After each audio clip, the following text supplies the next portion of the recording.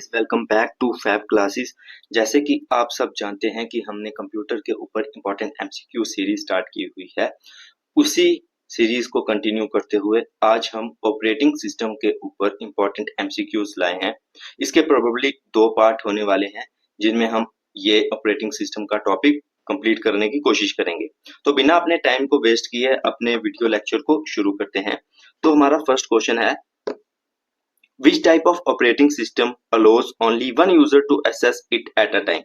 तो कौन से टाइप का ऑपरेटिंग सिस्टम जो है वो ये अलो करता है कि एक ही यूजर उसको यूज कर पाए एक टाइप में। तो इसका राइट आंसर आएगा सिंगल यूजर ऑपरेटिंग सिस्टम। तो राइट आंसर ए है इसका, ठीक है ना, सिंगल यूजर ऑपरेटिंग सिस्टम। तो आंसर भी मैंने दिए हैं। तो ओके, तो ये ट्रू फॉल वाला क्वेश्चन आ गया। A multi-programming operating system is one that can run more than one program at the same time. एक मल्टी प्रोग्रामिंग ऑपरेटिंग सिस्टम कौन सा होता है जो कि एक से ज्यादा प्रोग्राम को रन कर सके, ऑपरेट कर सके एक टाइम पर। तो इसका राइट आंसर 2 है। बिल्कुल, एक मल्टी प्रोग्रामिंग जो होता है ऑपरेटिंग सिस्टम वो बिल्कुल यही होता है, ये उसी की डेफिनेशन है। तो पार्ट 3 मतलब कि वो आंसर दिया, बट कोई इशू नहीं है। मेन है कि आपको क्वेश्चन की समझ आए। ओके, अब multi processing operating system allows more than one program to run simultaneously using multiple CPUs. तो एक मल्टी प्रोसेसिंग ऑपरेटिंग सिस्टम जो होता है वो अलो करता है एक से ज्यादा प्रोग्राम्स को ऑपरेट करने के लिए यूजिंग मल्टीपल सीपीयूज, अलग अलग सीपीयूज की मतलब हेल्प से। तो इसका राइट आंसर बिल्कुल ए है। ये भी एक ट्रू स्टेटमेंट है, ठीक है ना। तो आपको क्या करना है, ये याद रखनी है क्योंकि इसके रिलेटेड ही क्वेश्चंस आते हैं। अलग टाइप से आएंगे बट सेम ही होगा, ठीक है ना। तो question number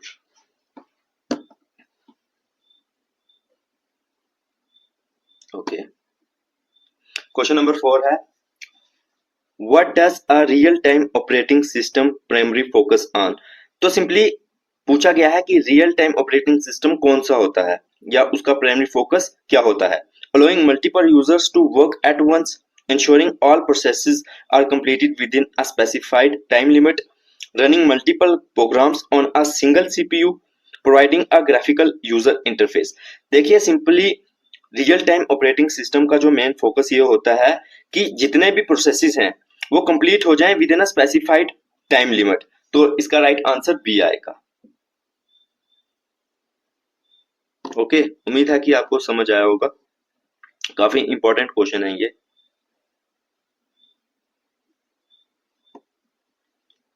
Which of the following is an example of a single user operating system? तो इनमें से कौन सा जो है एक सिंगल यूजर ऑपरेटिंग सिस्टम की एग्जांपल है। Linux, Unix, MS DOS, Windows.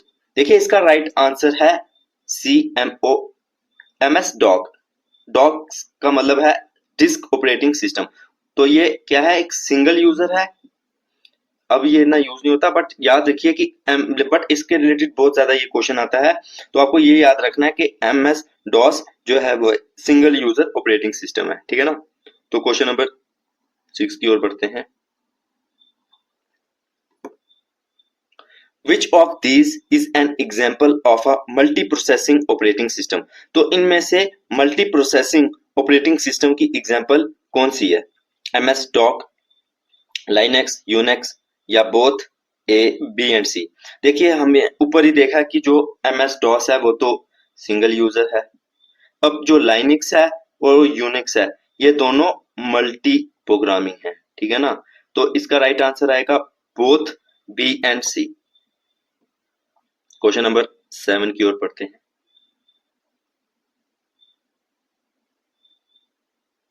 Okay, थोड़ा सा एक सेकेंड। तो क्वेश्चन नंबर 7 है, what is the core difference between a single user and a multi user operating system. तो सिंगल यूजर और multi user operating system में main difference क्या है। The number of programs that can run at once, the type of user interface it has, the number of users that can access the system simultaneously, its ability to handle real time task. तो main जो difference है single user और multi users में कि जो number of users हैं वो एक टाइमर कितने मतलब यूजर जो हैं वो एसेस करते हैं सिस्टम को। जो सिंगल यूजर होता है वो वन अ टाइम एक ही यूजर कर सकता है, बट जो मल्टी प्रोसेसिंग होता है उसमें एक टाइम में मोर देन वन मल्टीपल यूजर्स जो हैं वो क्या कर सकते हैं, एसेस कर सकते हैं सिस्टम को। तो राइट आंसर सी आएगा। राइट आंसर सी आएगा। The number of users that can access the system simultaneously।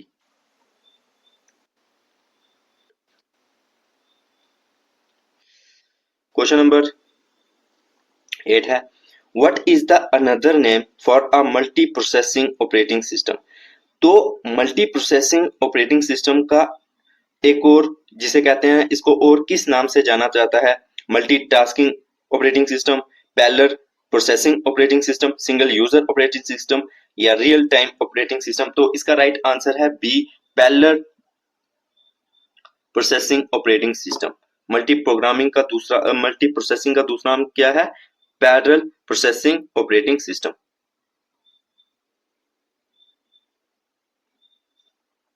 तो क्वेश्चन नंबर 9 है A real-time operating system is often used for tasks that require strict time deadline। तो बिल्कुल ठीक, हमने ऊपर भी किया कि रियल टाइम ऑपरेटिंग सिस्टम का मतलब ये होता है वो वहां ज्यादा यूज करता है जहां पर एक टाइम डेडलाइन होती है कि इस टाइम के अंडर ये जो है मतलब जिसे है ना प्रोसीड होना चाहिए टास्क। तो इसका राइट आंसर ए है, ये बिल्कुल ट्रू स्टेटमेंट है।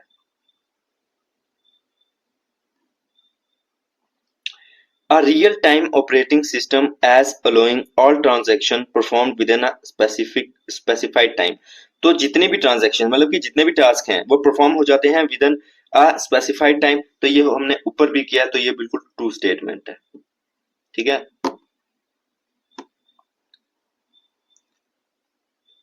क्वेश्चन नंबर 11 की ओर बढ़ते हैं। Okay, What is an operating system defined as in the notes। तो सिंपली ऑपरेटिंग सिस्टम क्या होता है, a user application system software that acts as an interface between hardware and the user, a piece of hardware and input device। देखिए simply operating system एक system software होता है जो कि इंटरफेस प्रोवाइड करता है हार्डवेयर और जो यूजर्स हैं एंड यूजर्स उनके बीच। तो राइट आंसर बी है।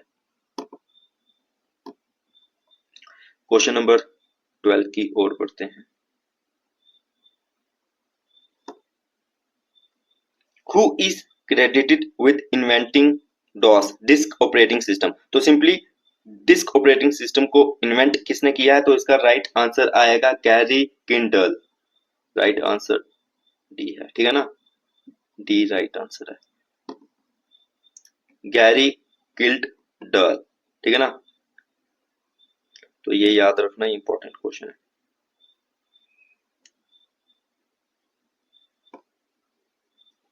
What is the backbone of any computer's operating system। तो सिंपली किसी भी कंप्यूटर ऑपरेटिंग सिस्टम की बैकबोन क्या होती है, the user interface, the kernel, the hardware, the basic input output system बियोस।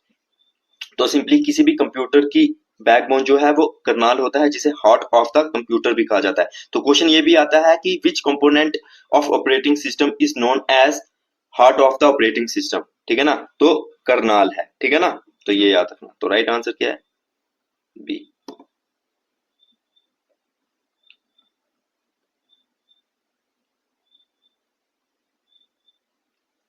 Which of the following is not listed as a function of an operating system in the notes। तो simply कि इनमें से operating system का function कौन सा नहीं है, memory management है, रिसोर्स मैनेजमेंट है, सिक्योरिटी मैनेजमेंट है, पर इंटरनेट ब्राउजिंग जो है ये ऑपरेटिंग सिस्टम का क्या है, फंक्शन नहीं है। तो राइट आंसर डी आएगा।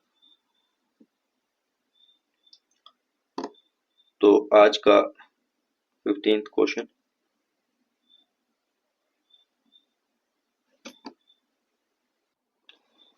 Okay, what is the purpose of memory management.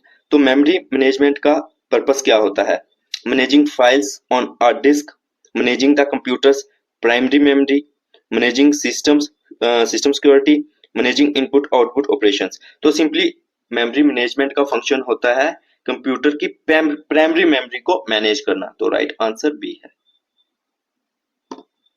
ठीक है ना, राइट आंसर बी है। तो दोस्तों ये आज हमने 15 इंपॉर्टेंट क्वेश्चंस किए हैं कंप्यूटर ऑपरेटिंग सिस्टम में। नेक्स्ट पार्ट में हम इसका सेकंड पार्ट करेंगे जिसमें अनदर 15 एमसीक्यूज करेंगे। तो वीडियो को लाइक करके चैनल को सब्सक्राइब जरूर करना। Bye. Hello guys, welcome back to Fab Classes. हमने कंप्यूटर के ऊपर इंपॉर्टेंट एमसीक्यू सीरीज स्टार्ट की हुई है। लास्ट वीडियो लेक्चर में हमने ऑपरेटिंग सिस्टम के ऊपर इंपॉर्टेंट 15 एमसीक्यूज किए थे, उसी को कंटिन्यू करते हुए ये उसका पार्ट 2 है। तो बिना टाइम वेस्ट किए अपनी लेक्चर को शुरू करते हैं। क्वेश्चन नंबर 16 है, फाइल मैनेजमेंट इज अ की function of N operating system. तो फाइल मैनेजमेंट जो है वो एक की फंक्शन है किसका, ऑपरेटिंग सिस्टम का। तो बिल्कुल सही, ये ट्रू स्टेटमेंट है कि ऑपरेटिंग सिस्टम का एक की फंक्शन ये भी है कि फाइल मैनेजमेंट। तो क्वेश्चन नंबर 17 की ओर बढ़ते हैं। What is input output management responsible for. तो इनपुट आउटपुट मैनेजमेंट किसके लिए रिस्पॉन्सिबल है, managing user access, managing input and output devices, managing process, managing memory. तो इनपुट आउटपुट मैनेजमेंट जो है वो सिंपली मैनेज करती है इनपुट आउटपुट डिवाइसेस को। तो राइट आंसर बी है।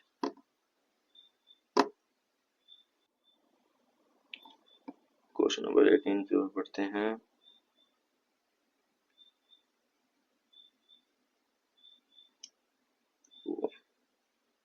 आंसर भी शो हो गया लेकिन कोई बात नहीं। Operating system provides N interface between the hardware and user. हम लास्ट लेक्चर में भी डिस्कस कर चुके हैं कि ऑपरेटिंग सिस्टम ही है जो प्रोवाइड करता है क्या, इंटरफेस यूजर और एंड यूजर्स के बीच। तो बिल्कुल ट्रू है, ठीक है ना, ये तो बहुत बार डिस्कस भी कर चुके हैं और जो हम ज्यादा डिस्कस कर चुके हैं उस पर हम अपना टाइम भी वेस्ट नहीं करेंगे।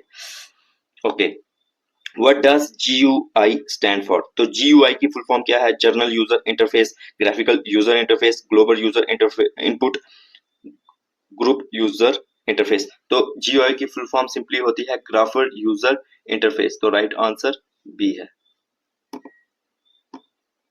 क्वेश्चन नंबर 20 की ओर बढ़ते हैं।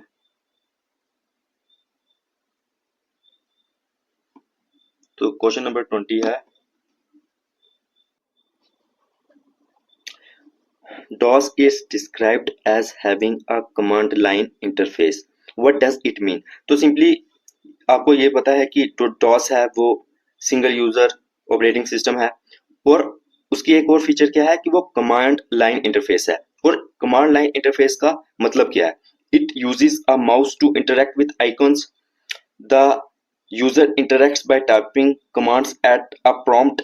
It has a real time display. It is an open source system. देखिए, एक होता है कमांड लाइन इंटरफेस और एक होता है जो हम यूज आजकल करते हैं graphical interface. Command line interface में ये होता है कि अगर हमें कंप्यूटर से कोई भी काम करवाना है सिस्टम से तो हमें वो कमांड लिखनी पड़ती थी। तो सिंपली इसका राइट आंसर बी है, the user interacts by typing commands at a prompt. तो राइट आंसर बी है।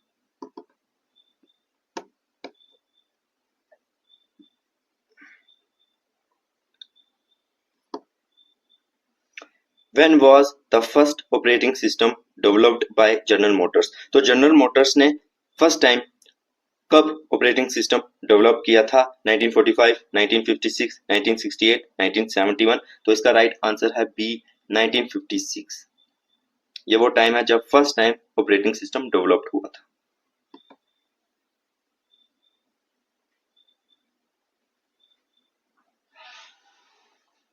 तो क्वेश्चन नंबर 22 है, what year was Linux released. तो लाइनक्स का रिलीज ईयर कब है, कौन सा था, 1980, 1989, 1981, 2001। तो इसका राइट आंसर है 1991। 1991 में लाइनक्स को रिलीज किया गया था। Who developed the Linux operating system. तो लाइनक्स ऑपरेटिंग सिस्टम को किसने डेवलप किया था, बिल गेट्स, लाइनक्स टॉरवर्ड्स, लाइनस टॉरवर्ड्स या स्टीव जॉब्स। तो इसका राइट आंसर आएगा सी, लाइनस टॉरवर्ड्स। बी और सी काफी ज्यादा क्लोज है बट राइट आंसर आएगा लाइनस टॉरवर्ड्स, ठीक है ना। तो राइट आंसर सी है।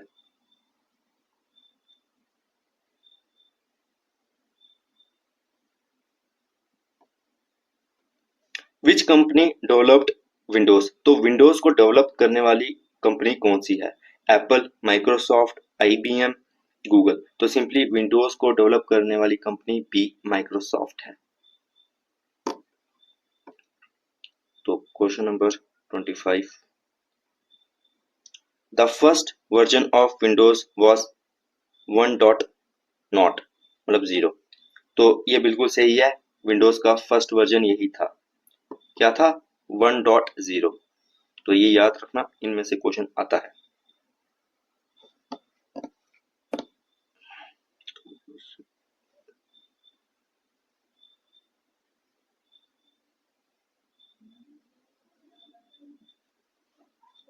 What year was the first version of Windows released? तो Windows फर्स्ट टाइम कब रिलीज हुआ था?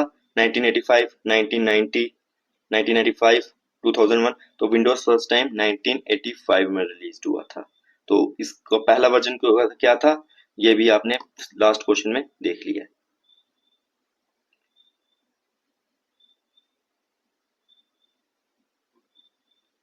What did the first version of Windows contain according to the notes?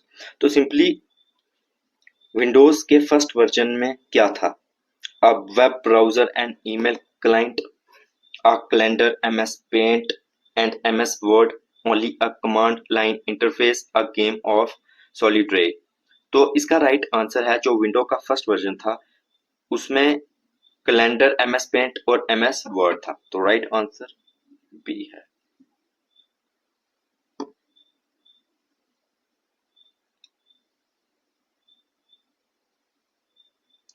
What kind of operating system is Android? तो Android जो है, जो अपने phone में भी आप यूज करते हैं, तो वो कौन से टाइप का ऑपरेटिंग सिस्टम है? A desktop operating system, a mobile operating system, a server operating system, a console operating system. तो सिंपली जो एंड्रॉयड है वो एक मोबाइल ऑपरेटिंग सिस्टम है।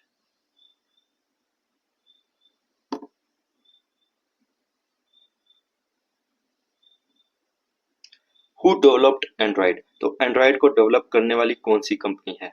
Apple, Microsoft, Google, IBM. तो एंड्रॉयड को डेवलप करने वाली कंपनी है सी, गूगल।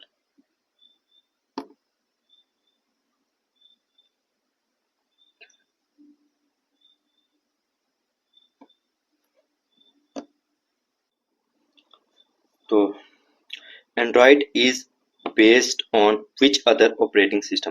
तो एंड्रॉयड जो है मेनली वो कौन से ऑपरेटिंग सिस्टम के ऊपर उसकी थीम है, बेस्ड है? Windows, Unix, Linux, iOS. तो सिंपली जो ऑपरेटिंग सिस्टम है एंड्रॉयड का वो किस पर बेस्ड है? लाइनक्स पर।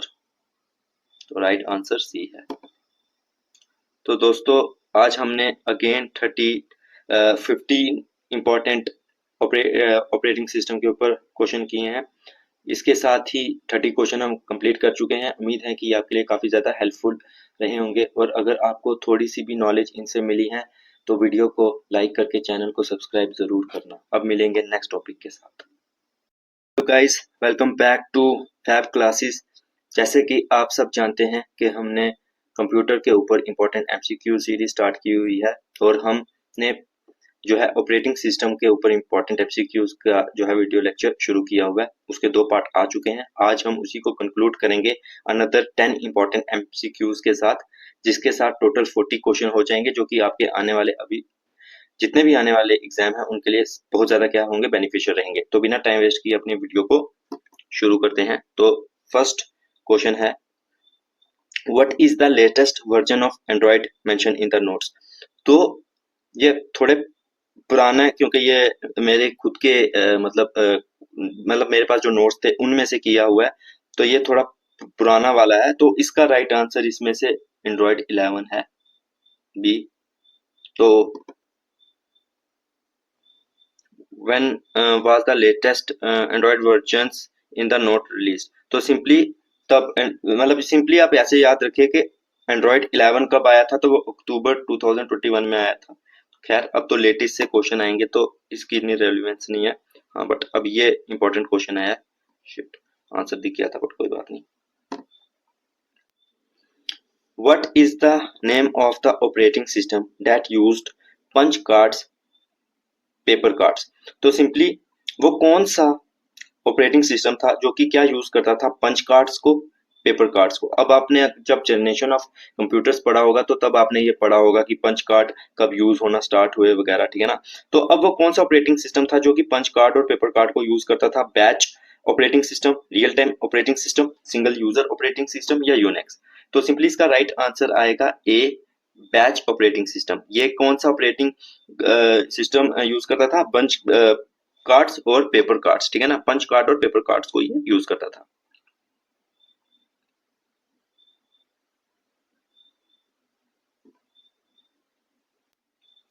क्वेश्चन नंबर 34 है, in what year war batch operating system first use. तो सबसे पहले बैच ऑपरेटिंग सिस्टम कब यूज हुए, 1950, 1960, 1970 या 1980। तो first time batch operating system 1960 में यूज हुए, ठीक है ना। तो राइट आंसर बी आएगा।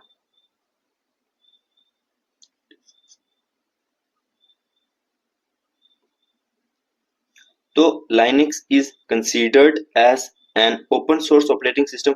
तो क्या Linux open source operating system है, तो राइट आंसर है ट्रू। लाइनक्स एक ओपन सोर्स ऑपरेटिंग सिस्टम है, ठीक है। तो ये आपको याद रखना है।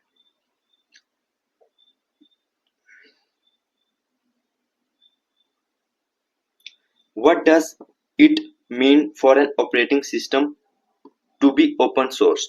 तो सिंपली ओपन सोर्स होने का मतलब क्या है, it is free to use, its source code is available for modification, it is developed by a single person, it is only used by companies. देखिए ओपन सोर्स का मतलब है कि उसका जो सोर्स कोड है वो फ्रीली अवेलेबल होता है, जिसको मॉडिफाई किया जा सकता है, उसमें इंप्रूवमेंट्स मॉडिफिकेशन ला सकते हैं, ठीक है ना। तो इसका राइट आंसर बी आएगा, its source code is available for modification.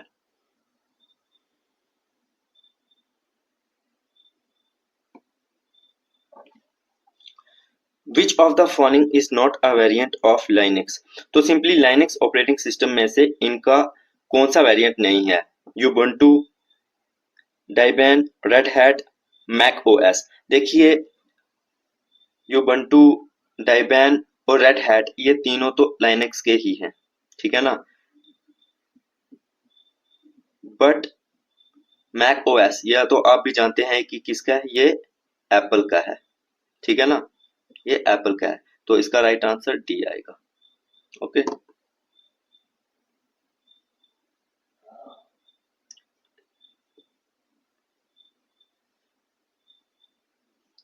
the notes state that Unix is a multitasking operating system। तो क्या Unix एक मल्टीटास्किंग ऑपरेटिंग सिस्टम है, तो बिल्कुल ये multitasking multi processing operating system है, ठीक है ना। तो राइट आंसर ए है।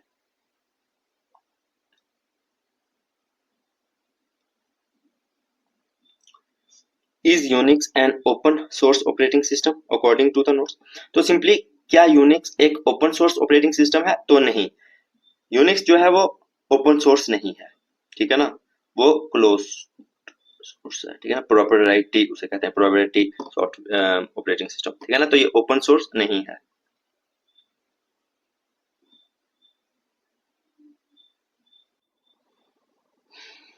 Based on the notes what is Unix described as. तो सिंपली यूनिक्स क्या है, क्या वो एक सिंपल ऑपरेटिंग सिस्टम है, a multi user multitasking operating system है, a single user single tasking operating system है, या a real time operating system है।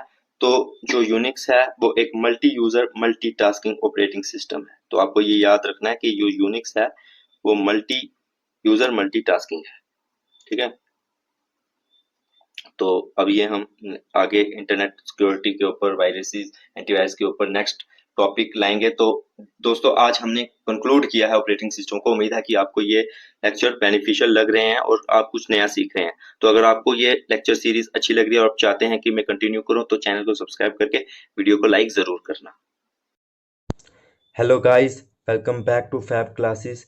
तो हमने कंप्यूटर के ऊपर इम्पोर्टेंट एमसीक्यू सीरीज स्टार्ट की हुई है। तो आज का टॉपिक है कंप्यूटर मेमोरीज के ऊपर हम इम्पोर्टेंट 30 एमसीक्यूज डिस्कस करेंगे, जो कि आपके आने वाले सभी एग्ज़ाम्स के लिए काफ़ी ज़्यादा इम्पॉर्टेंट रहेंगे, चाहे आप जेके एसएसबी के लिए प्रिपरेशन कर रहे हैं, एसएससी के लिए प्रिपरेशन कर रहे हैं, सेंटर लेवल, स्टेट लेवल, हर किस्म के एग्ज़ाम्स में ना कंप्यूटर के रिलेटेड एमसीक्यूज़ जो है पूछे जाते हैं। तो ये वीडियो सेशन आपके लिए काफ़ी ज़्यादा इम्पॉर्टेंट होने वाला है। तो वीडियो को पूरा देखना, स्किप मत करना, और अगर आपको वीडियो थोड़ी-सी भी अच्छी लगी तो वीडियो को लाइक करके चैनल को सब्सक्राइब ज़रूर करना। वो आपका एक लाइक, सब्सक्राइब मेरे लिए मोटिवेशन का काम करता है। तो बिना टाइम वेस्ट किए अपनी वीडियो को शुरू करते हैं। तो आज का हमारा फर्स्ट क्वेश्चन है, what is the smallest unit of memory? तो मेमोरी का स्मॉलेस्ट यूनिट क्या होता है? निबल, बिट, बाइट या वर्ड? देखिए, सबसे स्मॉलेस्ट यूनिट ऑफ मेमोरी जो है वो तो बिट है, ठीक है ना। 4 बिट मिलके एक निबल बनाते हैं, ठीक है ना। तो ये भी आपने याद रखना है क्योंकि इसके रिलेटेड आगे क्वेश्चन होंगे, ज़्यादा मैं इसलिए नहीं बताता, ठीक है ना। तो उम्मीद है कि फर्स्ट क्वेश्चन आपको क्लियर हुआ होगा। सेकंड क्वेश्चन की ओर बढ़ते हैं। How many bytes are in a nibble? तो एक निबल में कितने बाइट्स होते हैं, ठीक है ना। बाइट्स नहीं, एक्चुअली में बिट। कितने बिट्स होते हैं एक निबल में? हालांकि ये मैंने आपको प्रीवियस क्वेश्चन में ही एक्सप्लेन कर दिया है। तो 4 होते हैं, ठीक है ना। तो राइट आंसर सी आएगा। ओके, उम्मीद है कि आपको समझ आया होगा। तो चलिए क्वेश्चन नंबर 3 की ओर बढ़ते हैं।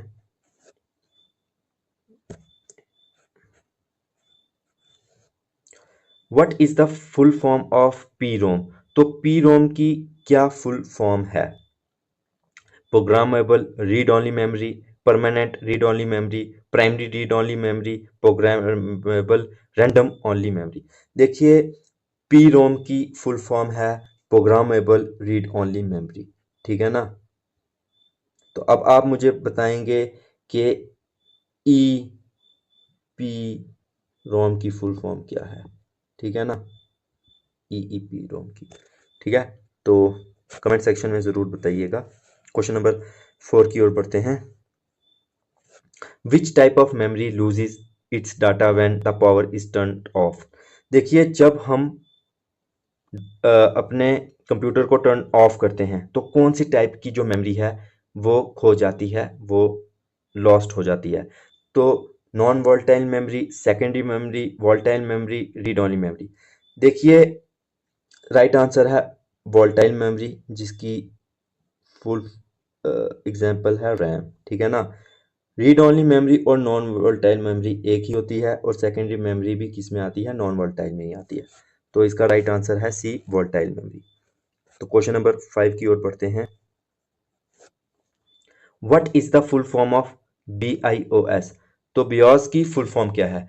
तो ये सिंपली इसकी फुल फॉर्म होती है बेसिक इनपुट आउटपुट सिस्टम, ठीक है ना। ये काफ़ी इजी क्वेश्चन था, बट एग्जाम में ना यही क्वेश्चन हमसे गलत हो जाता है। मैं बताता हूँ क्यों। आपको बाकी चीज़ में गलत नहीं होता, लेकिन बी और सी ये हैं ऐसे हैं जिसमें हो जाता है। क्या? Basic input output software, basic input output system. तो कभी कभी हम जल्दी में ना हमें सिस्टम लगाना होता है, बट हम वहां पर मार्क कुछ और करके आ जाते हैं। तो क्वेश्चन को ना बड़े ध्यान से पढ़ना होता है, ध्यान से बिल्कुल। तो क्वेश्चन नंबर 6 है, विच type of memory is use for cache memory? तो कैचे मेमोरी के लिए कौन से टाइप की मेमोरी यूज होती है? तो सिंपली कैचे मेमोरी के लिए BSRAM यूज होती है, ठीक है ना। कैचे मेमोरी के लिए कौन सी यूज होती है? Cache memory. अब मुझे आपने कमेंट डाउन करना है SRAM की फुल फॉर्म। चलो मैं ही बता देता हूँ, SRAM की फुल फॉर्म होती है स्टैटिक, ठीक है ना, रीड रैंडम एक्सेस मेमोरी, ठीक है ना। क्या? Static random access memory, simply. What is the full form of EEPROM? अच्छा, ये आ ही गया क्वेश्चन, तो ठीक है। तो सिंपली EEPROM की फुल फॉर्म क्या होती है? Erasable, extractable, programmable, read only memory, electrically erasable, programmable, read only memory, electronically erasable, programmable, read only memory, every erasable, programmable, read only memory. तो सिंपली EEPROM की फुल फॉर्म होती है electrically erasable programmable read only memory, ठीक है ना। तो answer इसका B है। क्वेश्चन नंबर 8 की ओर बढ़ते हैं। Which memory component is made up of capacitors and transistors. तो सिंपली ये बात कर रहे हैं कि कौन सा मेमोरी कंपोनेंट होता है जो कि कैपेसिटर्स और ट्रांजिस्टर्स से बना होता है। तो देखिए सिंपली इसका राइट आंसर आएगा डी रैम, ठीक है ना। हाँ सी। अब डी रैम की फुल फॉर्म क्या है? डायनामिक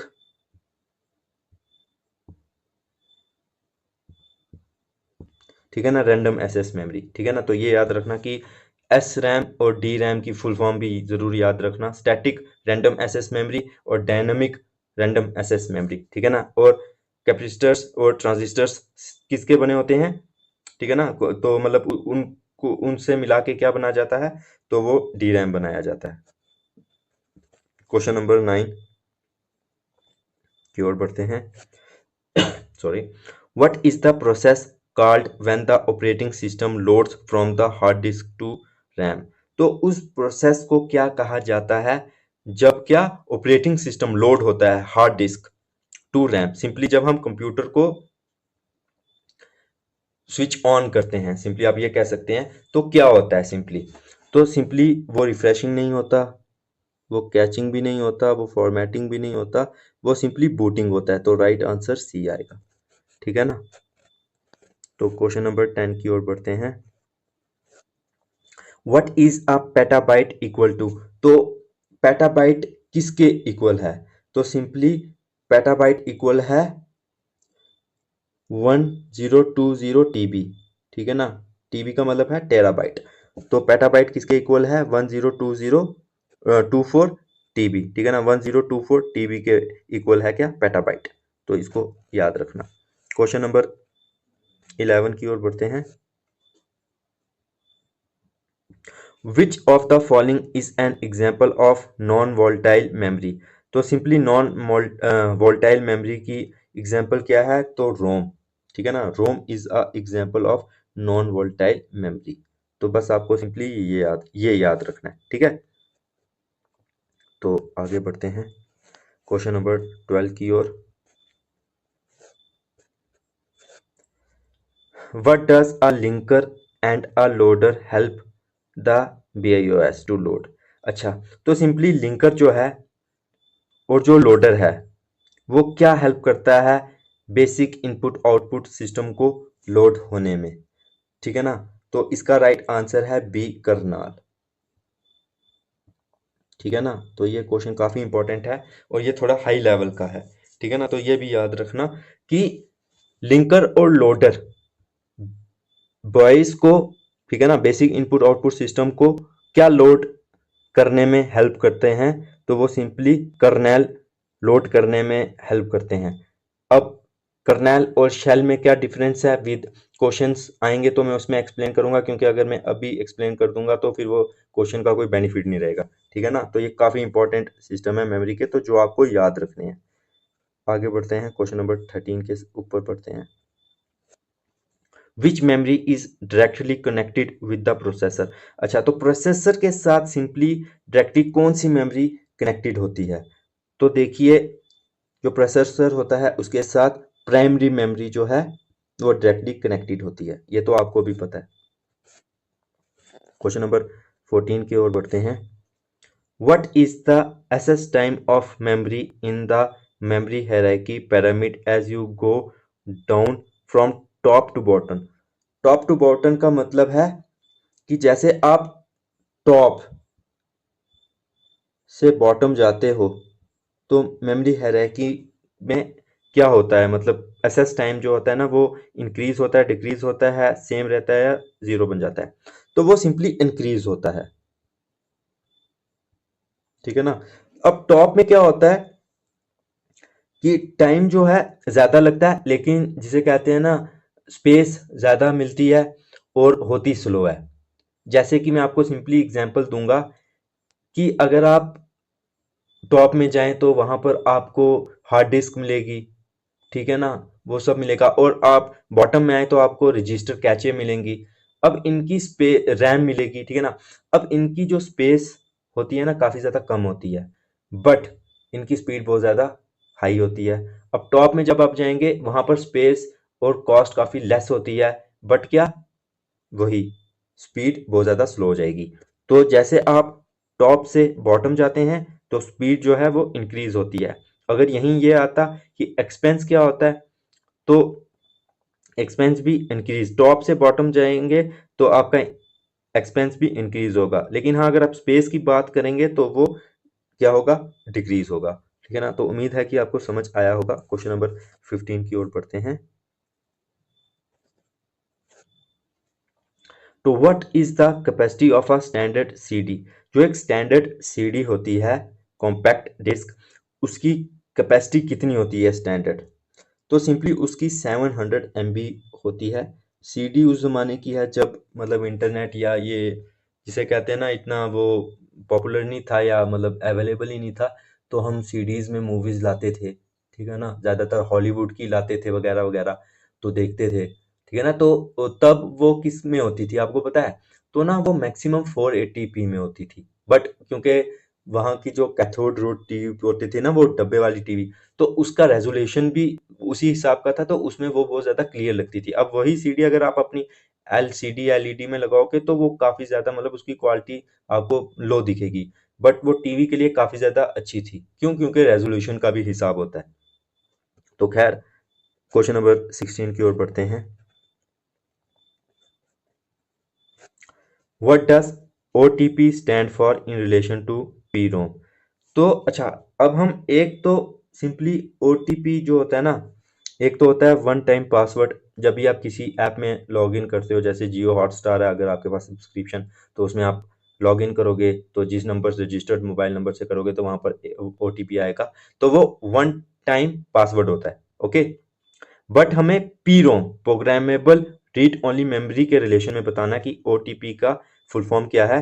तो वो सिंपली क्या होता है, वन टाइम प्रोग्रामेबल, ठीक है ना। तो डी आई इसका आंसर आएगा। मतलब एक बार आप चेंज कर सकते हो, उसके बाद नहीं, ठीक है ना।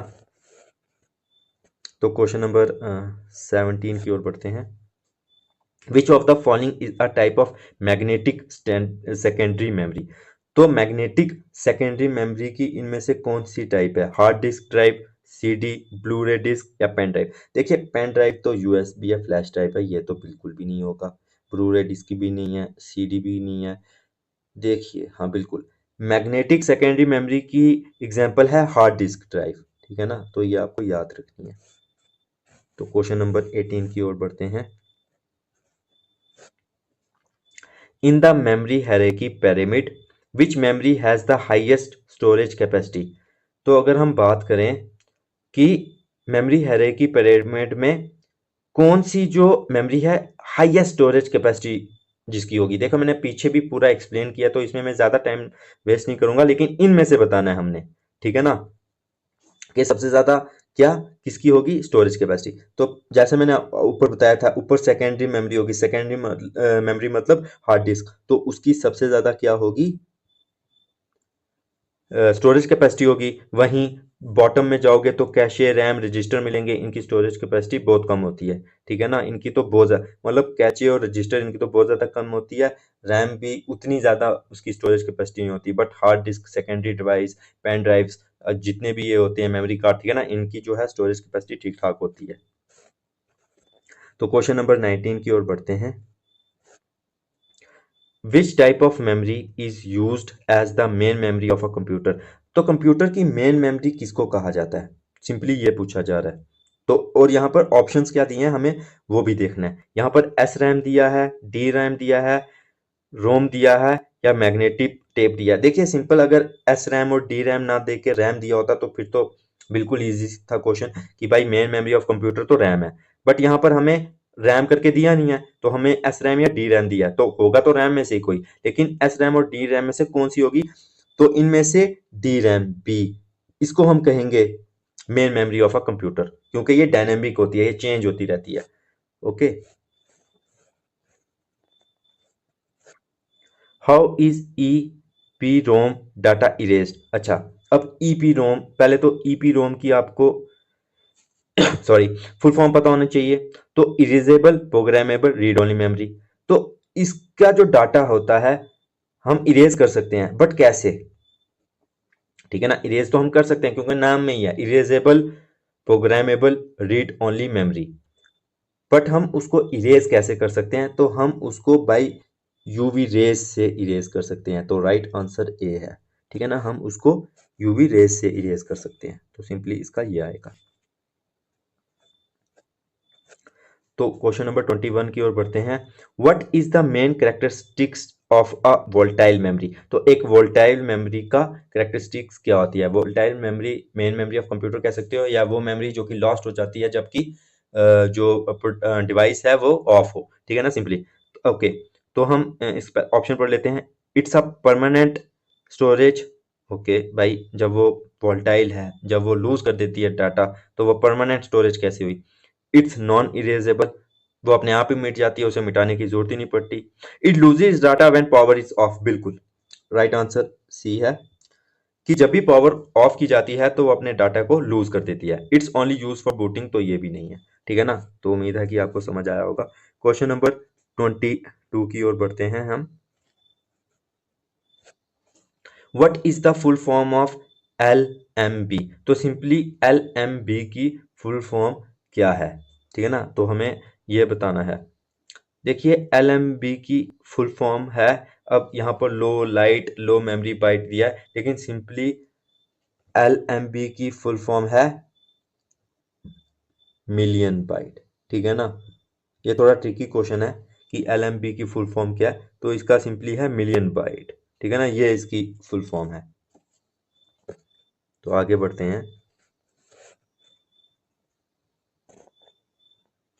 Okay, which of the following is a rewritable optical memory? तो रीराइटेबल ऑप्टिकल मेमोरी कौन सी है? C D R, DVD, C D R W या एच वी डी? तो सिंपली देखिए, आर डब्ल्यू का मतलब हो गया रीराइटेबल, तो सी डी आर डब्ल्यू यही होती है क्या? Rewritable optical memory. तो ये आपको याद रखना है। Question number 24।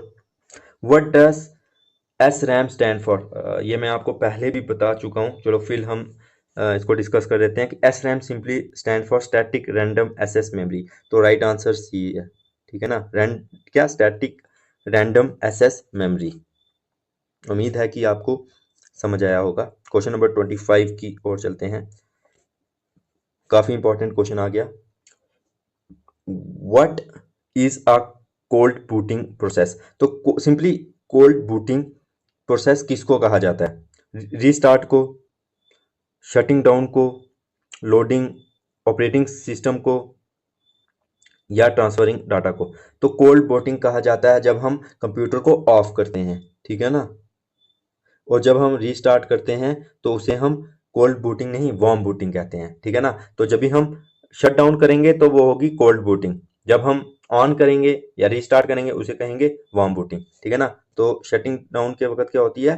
Cold booting. तो बस आपको ये याद रखना है। तो क्वेश्चन नंबर 26 की ओर बढ़ते हैं। Which type of memory uses a technique where the operating system uses some part of the hard disk as RAM? तो ऐसा कौन सी टेक्निक मेमोरी यूज करती है? सिंपली ऑपरेटिंग सिस्टम, ठीक है ना, यूज करती है ऑपरेटिंग सिस्टम में, जहां पर कुछ जो हार्ड डिस्क का पार्ट होता है उसको एज अ रैम यूज करता है मेमोरी। ठीक है ना, तो वो सिंपली वर्चुअल मेमोरी होती है। ठीक है ना, तो ये काफी इंपॉर्टेंट क्वेश्चन है और बहुत बार रिपीट होता है कि वो कौन सी मेमोरी होती है जो कि कुछ टाइम के लिए हार्ड डिस्क या सिंपली सेकेंडरी डिवाइस या सिंपली क्या कहते हैं सेकेंडरी मेमोरी को एज अ मेन मेमोरी कुछ देर के लिए यूज करती है, तो उसे वर्चुअल मेमोरी कहा जाता है। ठीक है ना, तो उम्मीद है कि आपको आया होगा। तो ये याद रखने वाला क्वेश्चन है, ये 27 आपको सिंपली याद रखना है। What is the approximate value of 1 KB in terms of bytes? तो 1 KB की वैल्यू बाइट्स में कितनी है? ठीक है ना, तो वो सिंपली 10 रेज अबाउट 3 बाइट्स की जितनी है, ठीक है ना, आपको ये याद रखना है, ठीक है ना। ए आंसर है क्या, वो 10 रेज बार 3 जितनी है। एक बाइट की वैल्यू, एक केबी की वैल्यू कितनी बाइट की जितनी है, तो 10 रेज बार 3 बाइट्स की जितनी है। तो ये सिंपली आपको याद रखना है, ठीक है ना। Okay, what is FAT. अब हमें फैट की फुल फॉर्म बतानी है। File allocation table, file access table, file and transfer, file arrangement table. तो सिंपली फैट की फुल फॉर्म होती है मेमोरी टर्म्स में फाइल एलोकेशन टेबल, ठीक है ना। तो राइट आंसर ये है। Question number 29, how many bytes are in a byte. How many bits are in a byte. तो एक बाइट में कितने बिट्स होते हैं, तो सिंपली 8 होते हैं। आंसर तो सी आ गया। देखिए मैंने आपको पहले भी एक्सप्लेन किया था, 4 बिट एक निबल बनाते हैं, 2 निबल एक बाइट बनाते हैं। तो उस हिसाब से 2 निबल का मतलब हो गया 8 बिट्स। तो ठीक है ना, बस ये इतना याद रखना। क्वेश्चन नंबर 30 है, in the memory hierarchy pyramid where is the register located. तो सिंपली आपको इस क्वेश्चन को दो तरीके से समझो, ठीक है ना, कि जो रजिस्टर है उसको हम कहाँ पर, जिसे कहते हैं ना, वो मेमोरी हायरार्की में कहाँ आता है। तो अगर आपसे कोई ये पूछे कि सबसे फास्टेस्ट मेमोरी कौन सी है, ठीक है ना, तो आप बोलोगे रजिस्टर, क्योंकि रजिस्टर जो है ना कैचे से भी क्या है, फास्ट है। तो इसका राइट आंसर आएगा कि ये सिंपली एट द बॉटम आएगी। राइट आंसर डी है। पहले रजिस्टर आएगा, उसके ऊपर कैची आएगी, ठीक है ना, फिर उसके ऊपर रैम और उसके ऊपर फिर हार्ड डिस्क। ओके, तो सबसे नीचे रजिस्टर आएगा, ठीक है ना। तो ये याद रखना कि रजिस्टर सबसे फास्टेस्ट मेमोरी भी है। तो दोस्तों मुझे उम्मीद है कि आपको ये 30 क्वेश्चंस जो है ना काफ़ी बेनिफिशियल लगेंगे। नेक्स्ट टाइम मैं कोशिश करूंगा मैं कि हर एक टॉपिक के ना 15-15 सेट के क्वेश्चन लाऊं, कि वीडियो ज़्यादा लंबी ना हो। तो आज की वीडियो में बस इतना ही। Bye.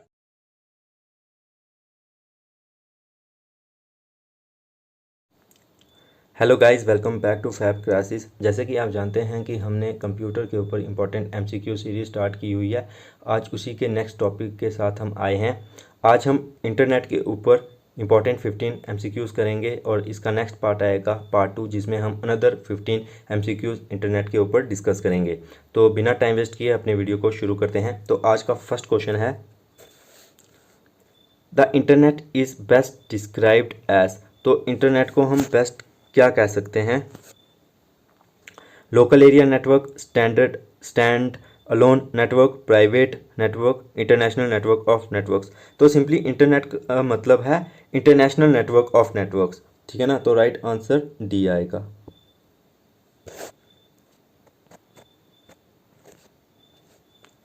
Question number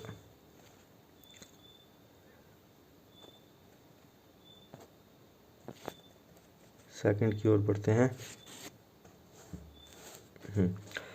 who are considered the developers of the internet. तो सिंपली इंटरनेट के डेवलपर्स कौन हैं, Tim Berners Lee and Winston कर्व and Robert E Kahn, Ray Tomlinson and Alan Emtage, Tim Berners Lee and Robert A can.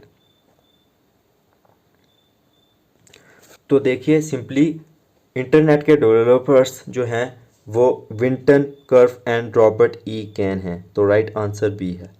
ये static question है, इसमें कुछ ज़्यादा एक्सप्लेन करने लायक नहीं है, ठीक है ना। Okay, question number 3, in which year did the internet first arrive in India. Okay, तो यहाँ पर पूछा गया है कि इंडिया में फर्स्ट टाइम इंटरनेट कब आया, ठीक है ना।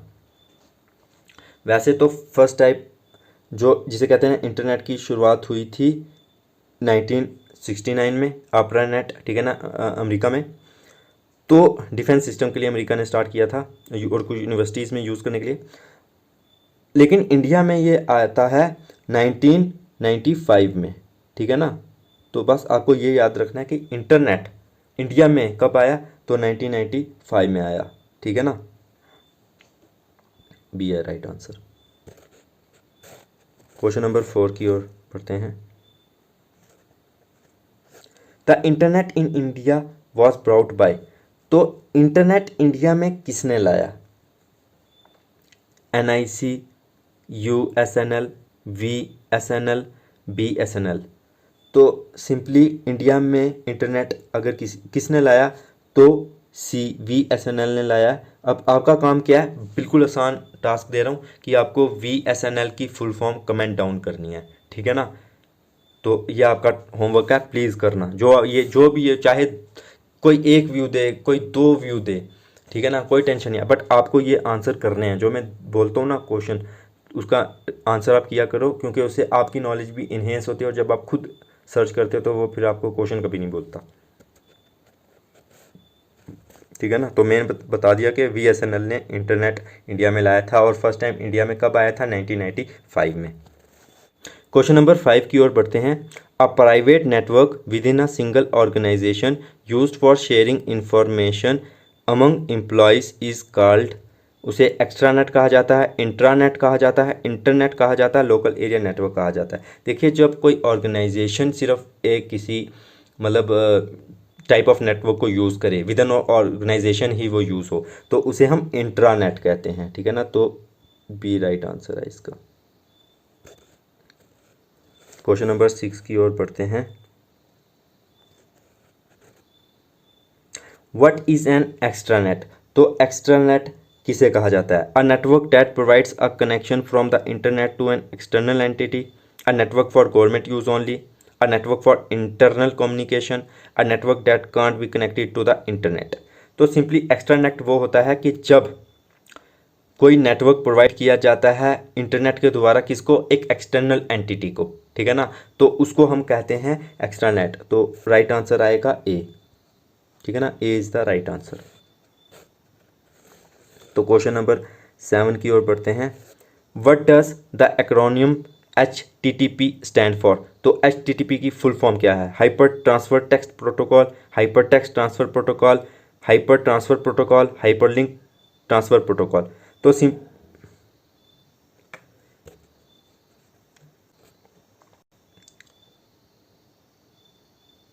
तो क्वेश्चन नंबर 7 है, what does the acromion HTTP stand for? Hyper transfer text protocol, hyper text transfer protocol, hyper transfer protocol, hyperlink transfer protocol. तो HTTP की फुल फॉर्म क्या होती है? Hyper text transfer protocol. तो राइट आंसर बी है, ठीक है ना।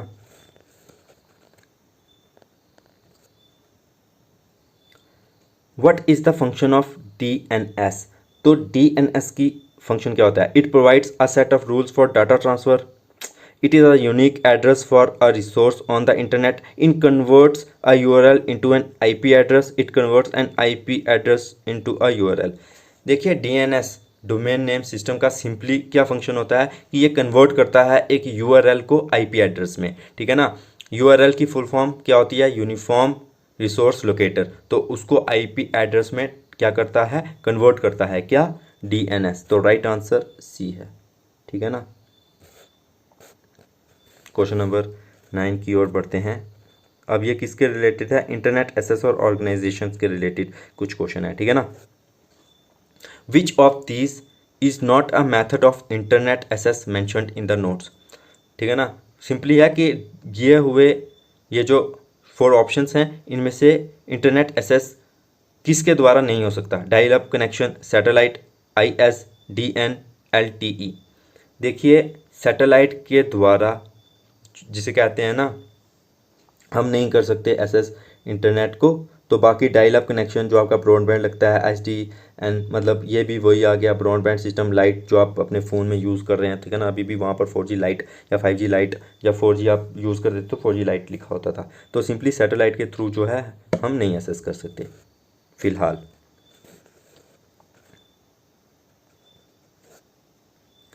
व्हाट डज ISDN, जो ऊपर अभी आपने देखा, उसकी फुल फॉर्म क्या है?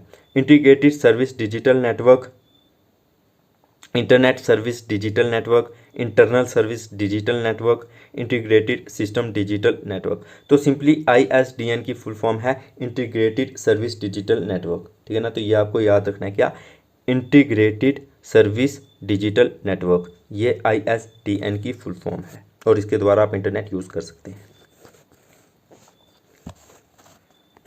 क्वेश्चन नंबर 11 की ओर बढ़ते हैं।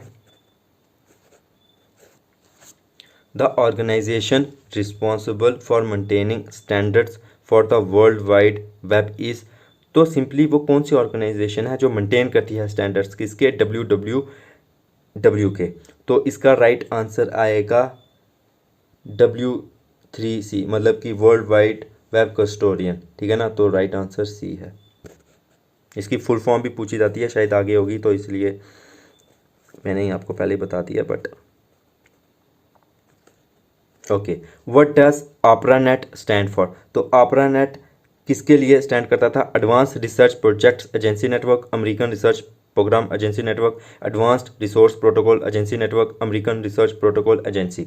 तो ARPANET सिंपली इसकी फुल फॉर्म थी advance research project agency network, ठीक है ना। ए। क्वेश्चन नंबर 13 की ओर बढ़ते हैं हम। ये अब वेब ब्राउज़र और सर्च इंजन से कुछ क्वेश्चन है, okay. What is a web browser. Simply web browser क्या है, a website that allows you to search for information, an important component of a search engine, a software used to access the world wide web, a unique address for a resource। तो simply web browser क्या है, ये एक software है जो कि हमें access, जिससे हम कर सकते हैं WWW को, मतलब कि वर्ल्ड वाइड वेब को, ठीक है ना। तो सिंपली आपको भी पता है कि ब्राउज़र क्या है, जो आप ओपरा मिनी यूज़ करते हैं, सफारी, ठीक है ना, ये सब यूज़ करते हैं। तो इससे आप क्या करते हैं, आप सिंपली नेट यूज़ करते हैं, वेब यूज़ करते हैं, ठीक है ना। तो ये कोई वेबसाइट नहीं है फर्स्ट ऑफ ऑल, ठीक है ना। वेब ब्राउज़र क्या होता है, एक एप्लीकेशन सॉफ्टवेयर होता है। क्वेश्चन नंबर 14 की ओर बढ़ते हैं। Which of this is exactly mentioned as not a web browser. तो इनमें से कौन सा जो है वेब ब्राउज़र नहीं है, वेब ब्राउज़र नहीं है। तो ये याद आप रखना कि वेब ब्राउज़र इनमें से नहीं है। Mozilla Firefox, Google Chrome, Google Apple Safari. देखिए Mozilla Firefox, Chrome, Apple Safari, ये तीनों ब्राउज़र हैं। गूगल एक सर्च इंजन है, ठीक है ना, ये सर्च इंजन है, ये ब्राउज़र नहीं है। तो आपको ये याद रखना है। Who created the first search engine, Archie. तो पहला सर्च इंजन आर्ची किसने क्या है, डेवलप किया था। तो Alan Emtage, Tim Berners Lee, Vinton Cerf, Ray Tomlinson. देखिए ये ऐसे भी इंपॉर्टेंट है कि फर्स्ट सर्च इंजन कौन था, ठीक है ना। फर्स्ट सर्च इंजन कौन सा था, वो आर्ची था। वो किसने डेवलप किया था, तो एलन एमटेज ने डेवलप किया था। तो राइट आंसर ए है। दोस्तों आज हमने 15 क्वेश्चंस को डिस्कस किया है। इसके सेकंड पार्ट में हम अनदर आगे 15 इंपॉर्टेंट MCQs ऑन इंटरनेट को डिस्कस करेंगे, जिससे कि आपकी तैयारी बहुत अच्छी हो जाएगी। तो आज की वीडियो में बस इतना ही। Thank you.